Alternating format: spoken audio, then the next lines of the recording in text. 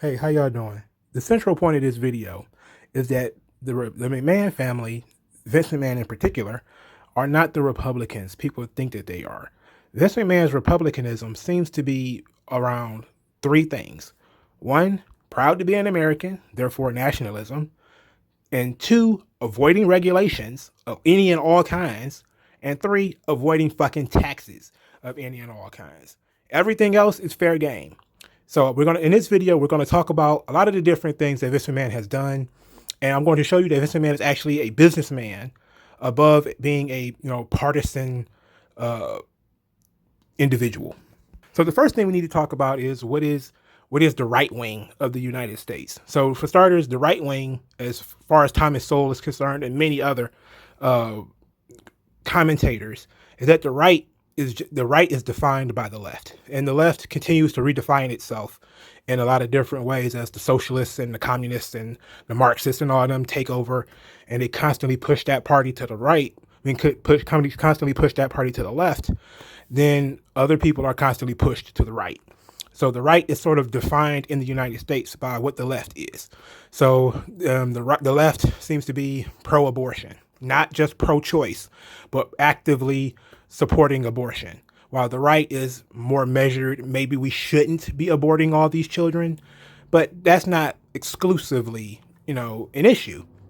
That just gives you one example of how the different parties look at things. Is that as far as the left goes left, as far as wanting to destroy property, wealth inequality, all that type of stuff, the right may see wealth inequality as a problem, but it's not something that the government should be able to get involved with, but, increase opportunities and not, increase taxes. So that's just kind of a simple way of looking at it.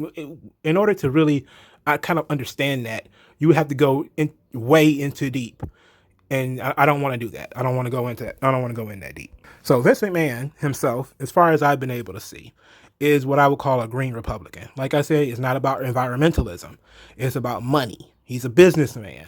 If you can show Vince McMahon what this idea that you have, how it's going to benefit him and his family, then he will go for it. And it doesn't matter what he is. It doesn't matter what it is. He has very few hardcore, concrete beliefs in himself, but he also doesn't seem to really push that upon anyone else, because I don't know what Vince McMahon thinks about abortion, gay marriage, or anything. I don't know, and it doesn't come up because it's not a conversation that we really need to discuss or talk about.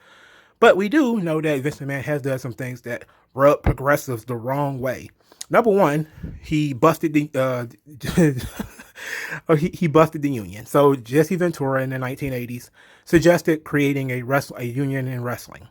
And Hulk Hogan told Vince McMahon about it. Vince fired Jesse Ventura. And Jesse Ventura then sued and blah, blah, blah, blah, blah. Jesse Ventura got a lot of money, but Vince McMahon didn't get that union, so he didn't care.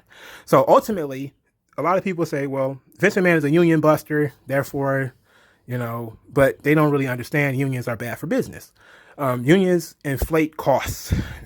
Specifically, they inflate labor costs.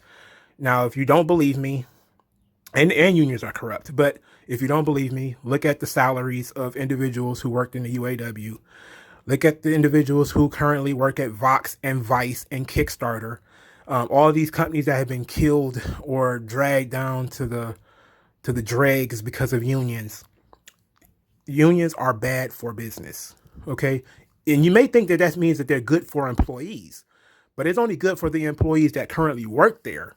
It's not good for people who want to work there. In other words, you're separating, it's not good for workers. Like the unions have defined workers as people who currently work in a place. But those aren't the only workers. There are also people who are outside of that place, who could be in that place if, there was a space for them, which there could be if you didn't have to pay exorbitant fees to people who currently work there. So, and then of course, when unions also come these incredible amounts of labor restrictions, again, regulations. Vince McMahon hates regulations. Now we could talk about his Vince McMahon's regulation hate. We'll get to that in a second, but right now we're talking about unions. So Vince McMahon busted the union, or the concept of the union that was brought by Jesse Ventura. Hulk Hogan smartly, even though for some people he's a rat, but he smartly kind of realized that, wrestling doesn't need a union. It's not good. Unions are not good for the business. and he gave it up. He was like, fuck this. I don't want anybody, telling me or trying to tether their income to mine, or, you're going to fuck up everything for me. And yes, it does. Unions incentivize people to be lazy, because WWE currently doesn't have a union, but they have these guaranteed contracts will operate almost the same as unions. So people get paid a certain amount of money despite the fact that they don't really produce. So you have a bunch of guys who are sitting at catering, collecting paychecks without doing anything. You have a bunch of top guys who don't draw any money, but they make top guy money. So they'll make more money than the top guys in the 90s made, despite the fact that they don't draw like the guys in the 90s. So that's usually something that happens with unions. So unions will have, a strict hierarchy of, if you've been here longer, then you get the benefits, you get privileges. When it's time for individuals to get cut, the people at the top who have been here for a long time, they don't get cut. It's the people at the bottom that get cut. I'll give you an example. Let's say WWE had a union. That means somebody like Zack Ryder wouldn't have gotten fired during the pandemic. It would have been a bunch of people who came in around, the last couple of years. So it would have been a bunch of Xia Lees and Angel Garzas and all those people who would have been released. It wouldn't have been Zack Ryder, because he's been there 10 years already. And it certainly wouldn't have been anybody who's been there longer than him, like I think the Briscoes may even gotten furloughed. So that's how unions operate. It operates despite the fact that it's supposed to be elimination of hierarchy, they actually encode a hierarchy into a company. And it favors people who have been there longer versus people who are trying to come up. So the people who have been there longer, they don't have to work as hard. They get to just sit and, collect benefits, while everybody else tries to work until they get to that point where they can just sit and collect benefits. Then you have enough people. When it's top heavy, again, you've increased labor costs. So let's talk about Vince McMahon and his hatred of regulations. Now, for starters, we talk a lot about Vince McMahon trying to, not caring about people's lives, as they say. But Vince McMahon hating regulations is actually typical of people who are in business. Vince McMahon went to, when he broke kayfabe in 1989, I think, because he was trying to avoid the licensing fees that comes with Atlantic state athletic commissions. The territories, these guys, like, there was a book that said Bill Watts was paying $300,000 a year to the Louisiana State Athletic Commission in order to keep out competition out of Louisiana.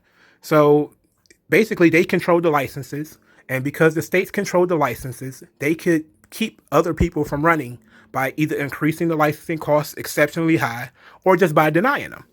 And so in the territories, they were denying people the right to run in these states. And I've read quite a few books on this already about different individuals in Iowa. I forget the guy's name who used to, Pinky George, I think it was, in Iowa. Some other people like the Crockett's and all these guys. They had almost all of the NWA guys. They all had friends in the state athletic commissions that would keep other people from competing with them. So that's why the NWA ended up getting sued for having a monopoly. They were called a trust, because they all worked together to keep out opposition. That's technically what an outlaw show is. And you hear Jim Cornette talk about outlaw mud shows. What an outlaw is anybody who runs opposition to the NWA, which was the trust or the union of pro wrestling business at the time. And they were able to do that by paying out X amount of money to state athletic commissions to prevent other people from running in their states. So that's how they were able to keep the control of the wrestling business as long as they had, because they had friends in the government. So Vince McMahon just said, fuck it, I'm not paying these guys. This shit's not real. Okay? And people have done it before Vince did it. But more other people who did it, who went to the government and said, hey, wrestling isn't real, they were doing so to try to hurt the NWA, because the NWA was hurting them. The NWA would get your licensing pulled or whatever. So a guy would go to the Department of Justice and say, hey, these guys are a monopoly. Oh, yeah, and the business is fake anyway. So if I lose my licensing trial or whatever the hell that would have been, then I would just say that the wrestling isn't real to keep fans from going. So it was one way or another, it was about hurting people.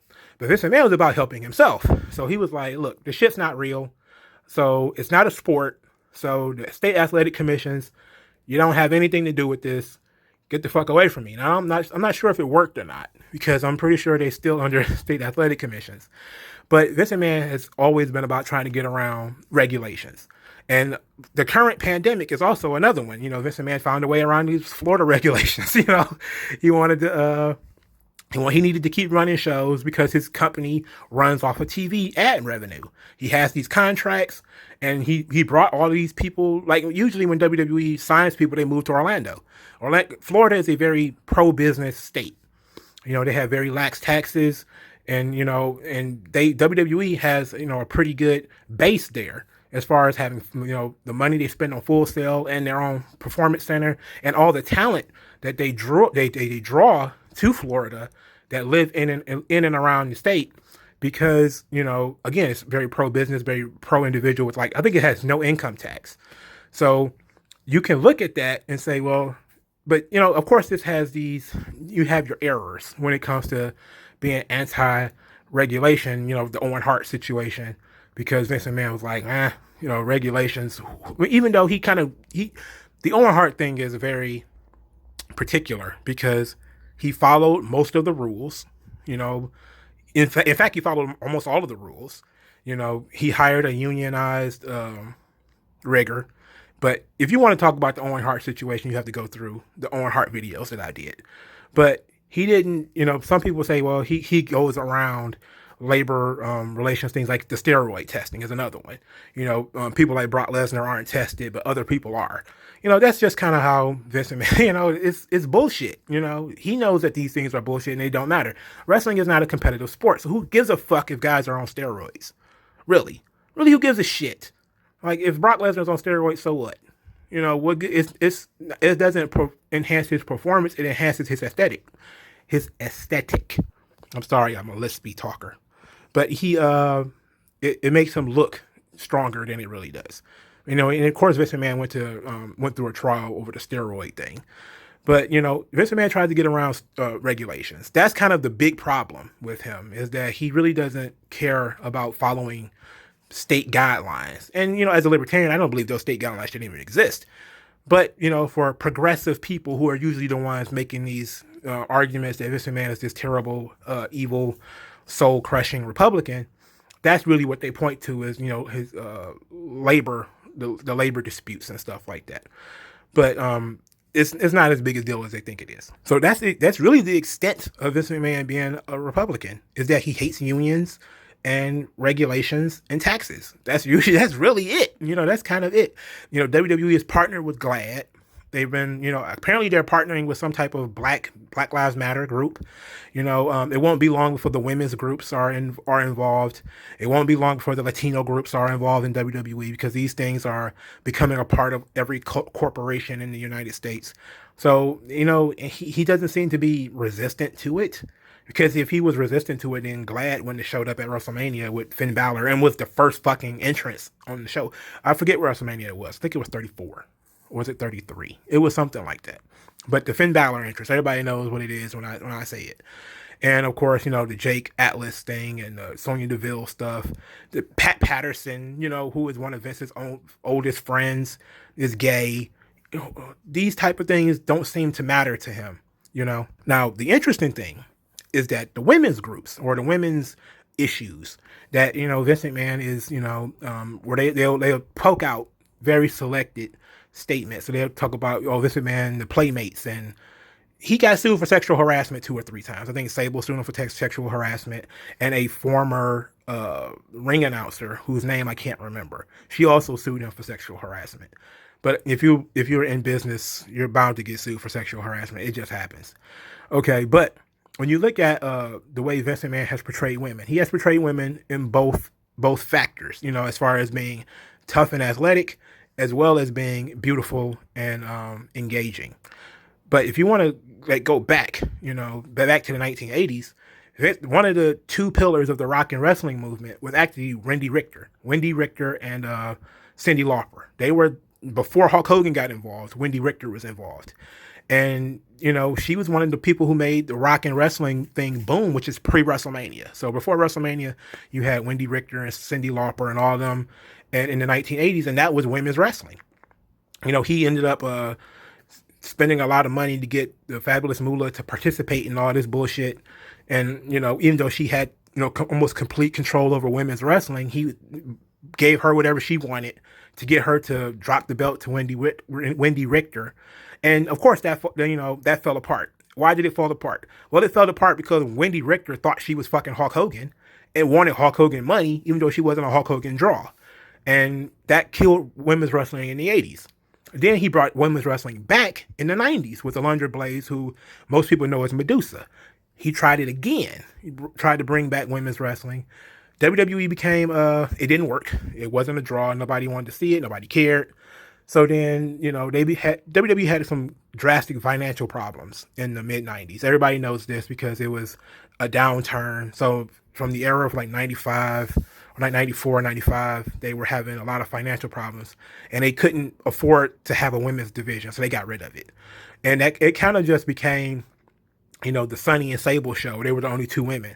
And they were beautiful. They weren't wrestlers. So, they did what they could on the wrestling end as far as Sable is concerned. But they really kind of promoted the women as pinups. Sunny was a really successful pinup. Sable was too. Then other women really kind of started to do it. What they call the Divas era came almost immediately after that. That would be like 2000 to 2013, 2014 or something like that. So it's like 13 or 14 years. But during all this time, there was still a lot of women's wrestlers. There were, you had Jacqueline, and you had, Jacqueline, you had Ivory, you had Molly Holly, you had, Michelle McCool, Layla L. Candice Michelle was actually becoming a pretty good wrestler. I think I said Michelle McCool already. There was, a lot of women's wrestlers, Lita and Trish Stratus, obviously, who they were beautiful women and they were athletic. Melina's another one. Beth Phoenix is another one. And they've been doing this off and on for a while. Now, some people seem to think that in order for women's sports to be taken seriously, they have to be almost completely desexed and, pretend they don't have breasts and pretend that they're not women, which, of course, is false. Randy Orton is on the screen oiled up every Monday. Why can't China have her boobs out? Why can't, Trish Stratus have gigantic breasts when The Rock has also, changed his body to look a certain way? We know that about the steroids and stuff like that about guys. So who cares if Charlotte goes and gets Botox or gets facial surgery? Who gives a shit? Ultimately, who cares? But we understand, or you should understand, that both men and women's athletics, as far as WWE is concerned, is both skill and aesthetic. How you look is just as important as what you can do. And he has pushed the models as models mostly, and he has pushed the women wrestlers as wrestlers mostly. And he's tried to blend the two as well. And that ended up not really working out that well. That's how you started having all of these women who were like Kelly, who were just absolutely god fucking awful. They were beautiful, but they were god fucking awful as far as wrestling is concerned. But it's a mixed bag there. But he's tried pushing women's wrestling back when women's wrestling was just a sideshow. He tried to centralize it, and it didn't work out, because, he just didn't have the talent. So now another Republicans often do is what they are really crushing when it comes to not allowing people to grow. If you fuck up in the past, you're just a fuck up forever. That has never been, for instance, Republicans have really been reluctant for criminal justice reform and police reform and these sorts of things. And I don't think Vince McMahon even has an opinion on most of that stuff. But we've seen that he had no problem giving people opportunities, if they had violent felonies on their records. There's at least 3 I can think of off the top of my head, which would be MVP and Booker T. Those guys have fucking violent, armed robbery felonies, and I'm going to do a video on them guys later. But you also have, guys who routinely fall off the wagon as far as being alcoholics.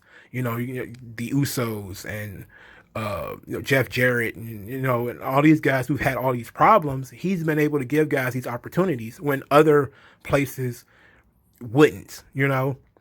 So it's a kind of progressive mindset you have to have in order to sort of forgive that a guy, was an armed felon who robbed like 12 Wendy's. Like, you kind of have to, you can't, and I mean, maybe you can't have the guy be the face of your organization. maybe that's the reason why Booker T never won the title. But he gave him the opportunity, and MVP has given Vince McMahon a lot of credit for helping him overcome some of those barriers that he had to, because Vince McMahon again hates regulations. When MVP couldn't get into Canada, Vince McMahon greased the palms of whoever he had to grease the palms with to get MVP into Canada, and that helped MVP be able to go to Japan, which is what he really wanted to do. Vince McMahon has to, he doesn't have a problem doing those things, and because he hates regulations, he hates fucking taxes and all this type of shit. He doesn't believe that people shouldn't have a right to make money. And I don't see how people can find a problem with that. So then we come to the race issue. And the race issue is, Vince McMahon is a racist, and I say the only obviously racist thing is the Saba Simba situation. Now, if you don't know what Saba Simba is, I have to explain it. So Mr. USA, Tony Atlas, was a bodybuilder who became a pro wrestler. And Tony Atlas, I watched him in Mid-South Wrestling. He was like this jacked, but he was sort of like Lex Luger. He was a guy who could work a little bit, but not a lot. He couldn't really talk. He had the mush mouth talk. He was, half of the first ever Black WWF Tag Team Champions with Soul Man Rocky Johnson. But then, Tony Atlas being a bodybuilder, and for some reason bodybuilders just get fat. I don't know how that happens, but he wasn't as cut as he used to be. But he was still wanted to wrestle, so Vince McMahon kind of gave him this Saba Simba gimmick, which is this barefoot African soldier, which is absolute bullshit, okay? And I will agree with people who say that's racist. I do not like the Saba Simba situation. I fucking hated it. But most of the other situations as far as, racial things are concerned had nothing to do with him. For instance, he didn't create Kamala. Kamala existed before he came to the WWE as Kamala. Crime Time was the idea of the two guys who played the Crime Time. So I guess the only thing you could say is, well, he hesitated to push, a Black world champion, which I guess if that's your bar of racism, which is really bizarre considering Bill Watts had only really had, he had 2 or 3 Black champions, and people still say Bill Watts is a racist. But, yeah, he kind of drug his feet on that, but he put The Rock, front and center. He pushed The Rock from the beginning, and The Rock is not white. Okay, no matter if you consider The Rock to be Black or not, the bottom line is The Rock is not white. Neither is Roman Reigns. Roman Reigns is not white. Okay, and these are 2 of the most pushed guys of the last 30 years. All right, so the race question is kind of iffy. Maybe there are certain guys, like I say, I would say Shelton Benjamin maybe should have been there, and maybe some other guys. But then there was other guys who, were on the cusp, but then they fell off for whatever reason. So you would have Ahmed Johnson. Ahmed Johnson probably should have been the WWE champion. Maybe he would have been. But Ahmed Johnson couldn't fucking work. And Ahmed Johnson couldn't fucking talk. So, I mean, what could you do? And yes, it took until 1996 for a first Black Intercontinental Champion. But it happened. And it was, something that people thought was, a good experiment. Of course, it was cut short by injury. And, there was a lot of flirting with Ahmed Johnson actually going beyond that and being the top guy in the company. Of course, it didn't really work out because Ahmed Johnson can't work and he can't talk. But then after Ahmed Johnson, really, who did you have? I guess you had Ron Simmons, I guess. He kind of flopped as a WCW champion. So really, are you going to make him the WWE champion? I don't know. Then you have Lashley, who I personally thought should have been the champion. That's the second guy I would think of that would be that jump right out at you. Lashley is currently, as I'm recording this, chasing the WWE title, but he should have been champion in 07 or 08. Vince McMahon actually put Lashley over personally. He personally feuded with Lashley. Lashley was involved, and the oddball thing is Trump was involved with that situation too. Donald Trump was involved with that, of shaving Vince McMahon's head, which is kind of crazy for a racist to put himself in a position where a Black man is going to shave his head. But ultimately, like I said, it all boils down to money. If there was a Black wrestler that makes Vince McMahon a lot of money, I don't think that he would not make the guy champion. For starters, he did it. Kofi Kingston. New Day generates money. They've drawn a lot of money. And even though people were lukewarm on the run of Kofi Kingston as the WWE champion. He earned it. He was a black dude who made money, who was over already, and who, maybe he was over as a babyface and in the early part of his career, but he wasn't a money draw. And then when the New Day actually started making money, it was a tag team. So what can you do? And then, it just kind of happened almost like magic where Kofi was in that position and Vince did it. He gave the title to a black man, an African at that. So, but of course that didn't stop the conversation about being a racist, because nothing ever stops it. But, when you look at these sorts of things, as far as, nobody's situation is going to be perfect. And there's nobody who's going to be able to point to it in its utopian concept of everybody gets everything that you so desire, because there's never been a gay champion, as far as I know. Nobody that I can think of that, is openly homosexual has been the WWE champion. But, there's no reason to believe that it wouldn't happen. Women have main event in WrestleMania because, they became a money draw. When you are a money draw, you get to be the main event. You don't just get to be the main event because, it's, current year. That doesn't make any sense. So this video has been mostly about looking at a lot of the different things and saying, well, how Republican, depending on how you define Republican, is Vince McMahon really? I haven't seen him talk about or really discuss too much of anything, even when it comes to drugs. Vince McMahon has admitted to doing drugs. Steroids for starters, cocaine, also smoking weed as well. He's done videos, he's done interviews where he talked about doing drugs. I think Playboy is one of the interviews he talked about doing drugs. And, if you want to talk about how strong the family unit is, Vince McMahon has done interviews. He talked to Howard Stern about how many times he's cheated on his wife. He's not, the stereotypical Republican. He is a Northeast Republican, just like Trump is. And Northeast Republicans are all about, none of this shit matters. None of this race shit, none of this gender shit, none of this gay shit. None of that shit matters if I can make money off of it, or if it prevents me from making money. I will, that's why I call it the Green Republican. It really it's a different kind of approach to politics, because it's all about negotiation and measuring. Is having women in the main event going to cost me more money or make me more money? If it's going to cost me more money, I'm not going to do it. If it's going to make me more money, then I'm going to do it. And when it became the time where it was not going to cost him money, but make him money, he did it, and that's just kind of how the natural flow of capitalism is. You don't do things for quote unquote moral reasons, because who the fuck even knows what that means? You're not in the business to run a quote unquote moral agent. You're not that. You're in the business to make money, because people rely on you to make money so that they can feed their families and you can feed yours. You have no obligations to do anything else. And this is kind of where I don't want to talk about that. We'll get to that later. We'll get to that some other time. But ultimately, he's not a progressive in the sense of he's going to constantly change the language that he's using, and and all of these sorts of things. And we probably need to back up a little bit, because a lot of people are going to say, well, what about him saying an N-word at Survivor Series? And I thought it was funny at first. Like the first time I saw it, I thought it was hilarious, and it may be in context, because he said it to John Cena, that it was actually sort of in the same vein as the Chappelle Show skit where Clayton Bigsby calls two white boys niggers, and they're like, he just called us niggers? Wow. And it's supposed to be humorous. He didn't call like Booker T a nigger or nothing like that. He was talking to John Cena. Like, come on, man. It's supposed to be funny. And edginess was a part of WWE's fabric for a long time. And a lot of that edginess is actually was used against Vince as being this is how he's racist or sexist or whatever. But it actually proves how progressive he was, because the edginess of the Attitude Era was incredibly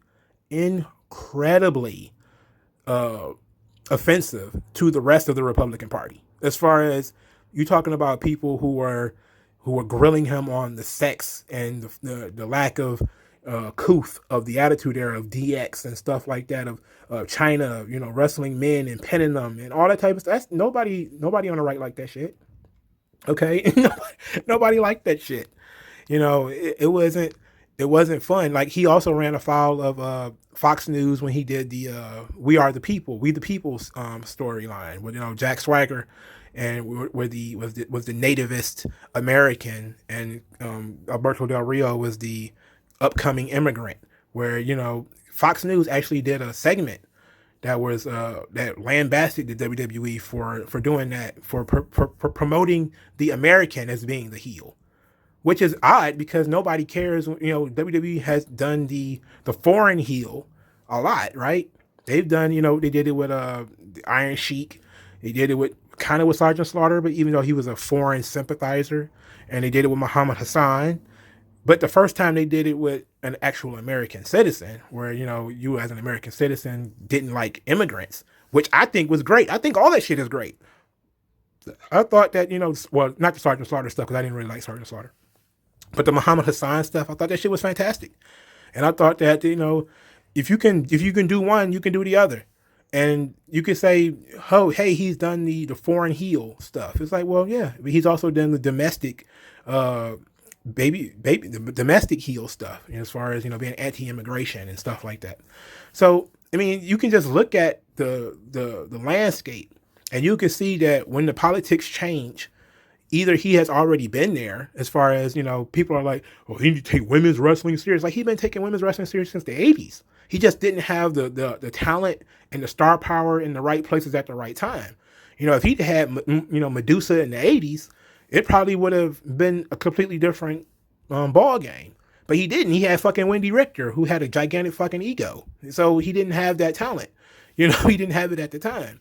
So it's a completely different ball game. Like, everybody thinks that things are progressive because some fucking indie fed somewhere has Candice LeRae wrestling a man as if they're physically equals.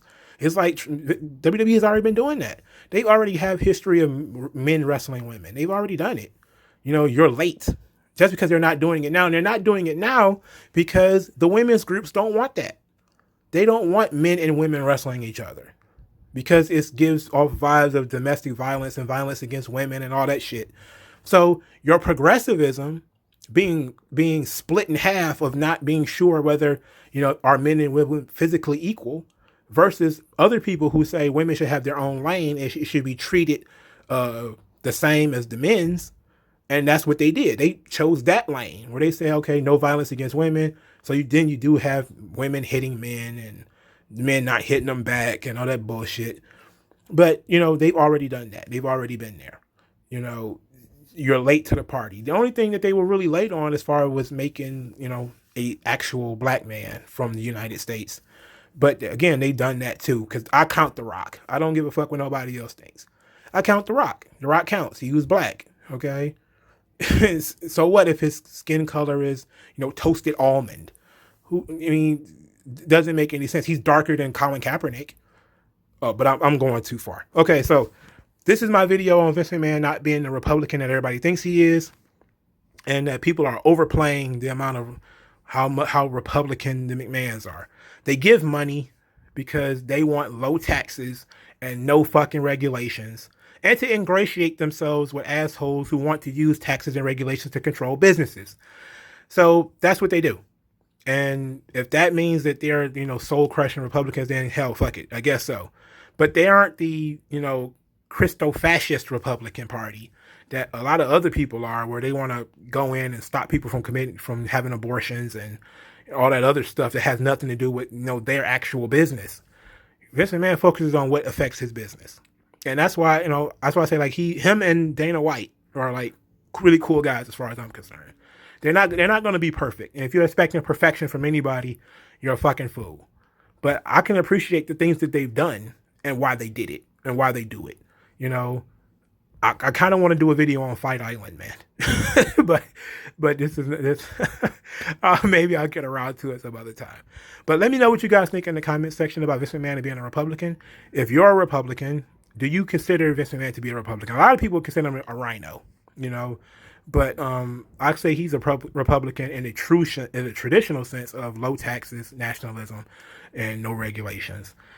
Sort of a libertarian in a sense. But I don't know. Again, I don't know what his feelings are on individual issues, wedge issues. He seems to stay out of it, and the WWE seems to not really get involved too much on wedge issues, even though they kind of do things sometimes that play off of those wedge issues. But let me know in the comment section, and I'll talk to you guys later.